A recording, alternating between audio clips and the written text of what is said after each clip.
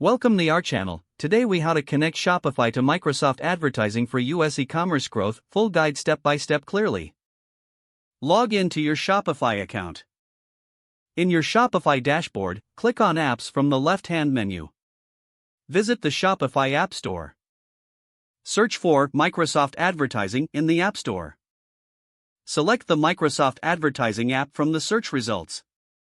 Click on the Add App button to install it. Authorize the app by clicking on Install App. You will be redirected to the Microsoft Advertising login page. If you already have a Microsoft Advertising account, log in with your credentials. If you don't have an account, click on Sign Up Now and follow the prompts to create one. Once logged in, grant the necessary permissions for the app to connect to your Shopify store. After authorizing, return to your Shopify dashboard. Under Apps, locate the Microsoft Advertising app you just installed. Click on the app to open its settings. You may choose to sync your Shopify products with Microsoft Advertising now. Follow the prompts to select your desired product collection. Customize your product feeds based on categories and target audience.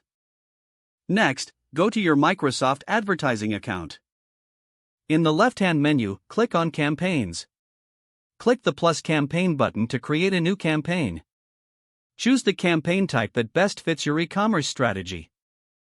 Set your daily budget and bid strategy based on your marketing goals.